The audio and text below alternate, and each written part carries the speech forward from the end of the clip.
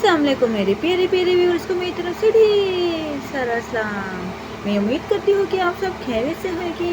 आज मैं आपसे शेयर करना चाह रही बहुत ही मज़ेदार से ज़बरदस्त से पास्ता की रेसिपी, वाइट सॉस पास्ता की रेसिपी आज मैं आपसे शेयर करने जा रही हूँ, जो कि बड़े छोटे सभी शौक से खाते हैं। मैं उम्मीद करती हूँ आपको ये मेरी बनाई गई हुई रेसिपी बहुत ही पसंद आएगी। प्लीज़ वीडियो को एंड तक देखिएगा, लाइक शेयर और सब्सक्राइब भी करेगा, बेल आइकन के बटन को प्रेस करेगा ताकि आने वाली तमाम वीडियो को नोटिफिकेशन आपको जल्द से जल्द मिल सके। तो चलिए शुरू करते हैं बनाना।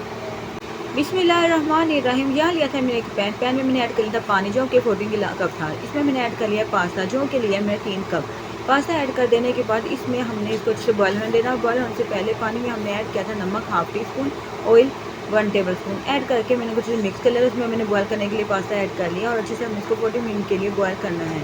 तो यहाँ पर अच्छे से बॉयल होना शुरू हो चुका है। जब इसको हो जाएगी 40 मिनट, तो 40 मिनट के बाद मैं आपको दिखाऊंगी कि कितने अच्छे से हमारा पास्ता ये जो है मैंने ऐड किया है पानी में बॉयल होने के लिए, वो अच्छे से बॉयल हो चुका है, यानी कि बॉयल होकर पक चुका है।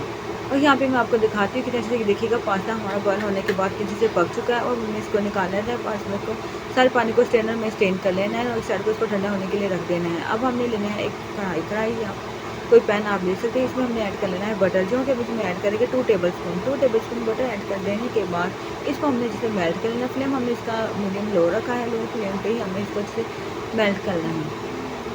और यहाँ पे आप देख सकते हैं कि अच्छे से ये मेल्ट हो चुका है। जब अच्छे से ये मेल्ट हो जाएगा तो फिर हमने इसमें ऐड कर लेना है मैदा हमने इसमें ऐड करना है 2 टेबल स्पून। फ्लेम हमारा अब बिल्कुल अभी लो है, लो ही फ्लेम पे हमने इसको अच्छे से मेल्ट करके मैदा ऐड कर देना है। और मैदा ऐड कर देने के बाद फिर मैं आपको बताऊँगी कि हमने क्या करना है। यहाँ पे हम ऐड करने लगे हैं मैदा,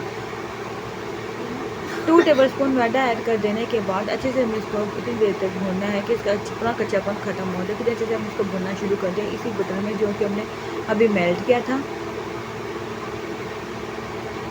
और यहाँ पे ये अच्छे से भून चुका है। और यहाँ पे भूनने के बाद 1 मिनट के बाद तो हमने इसमें ऐड कर लेना है मिल्क हमने इसमें ऐड करना है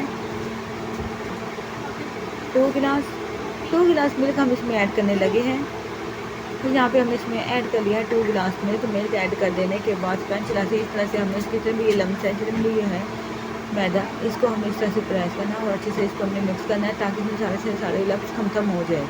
जब अच्छे से हमने इनको इसमें मिक्स कर लेंगे तो मिक्स करने के बाद फिर हमने विस्क की मदद से इसको अच्छे से हमने इसमें चलाते रहना है ताकि इनका बाद में कोई लम्स ना बन सके। और इस तरह से हम इसको मिक्स करते रहेंगे। मिक्स करने के बाद 1 सेकंड के लिए हम इसको अच्छे से मिक्स करेंगे। तो 1 सेकंड के बाद जब अच्छे से मिक्स हो जाएगा तो फिर हम इसमें ऐड करेंगे मसाले कुछ, जो कि इस तरह है। वो हमने इसमें ऐड कर लेना है शुगर 1 टेबल स्पून, और इसमें हमने ऐड कर लेना है black pepper half tea spoon, white paper salt half tea spoon add कर देने के बाद इसमें हमने मिक्स हर्ब्स ऐड कर लेनी है 2 pinch, chilli flakes 3 pinch add कर देने के बाद इन सबको हमने दोबारा से मिक्स कर लेना है। और यहाँ पे हम इसे मिक्स करने के बाद इसको हमने अच्छे से लो फ्लेम पे ही पकने देना है।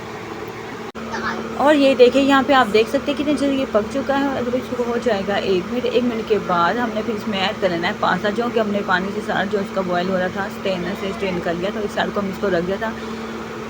अब हमने इसमें ऐड कर लेना है पास्ता, और पास्ता हम इसमें ऐड करने लगे हैं। और यहाँ पे हमने इसको ऐड कर लिया है पास्ता ऐड कर देने के बाद पैन चला से इस तरह से हमें अच्छे से मिक्स करना है। और जब अच्छे से हम मिक्स कर लेंगे तो मिक्स करने के बाद फिर हमने इसमें ऐड कर लेनी है 1-2 cup mozzarella cheese, 1-2 cup great की हुई चेडर चीज़। इन दोनों को हमने अच्छे से ग्रेट कर लेना। ग्रेट करने के बाद ऊपर से इस तरह से हमें इसको ऐड करके अच्छे से मिक्स कर लेना है।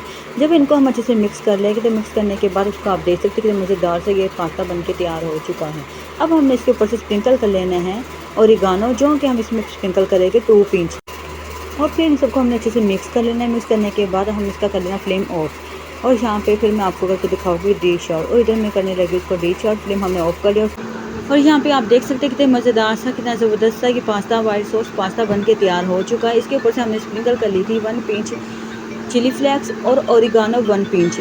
स्प्रिंकल करने के बाद यहाँ पे डिश आउट करके मैं आपको दिखा रही हूँ। मैं उम्मीद करती हूँ आपको बनाए गए मेरे वाइट सॉस पास्ता की रेसिपी ज़रूर पसंद आई होगी। अगर अभी तक हम चैनल के लिए सब्सक्राइब और लाइक नहीं किया तो जल्दी से करेगा और अपने फैमिली मेम्बर से शेयर करेगा ज़्यादा से ज़्यादा। प्लीज़ मेरी दुआओं में याद रखेगा, आप मुझे मैं आपको।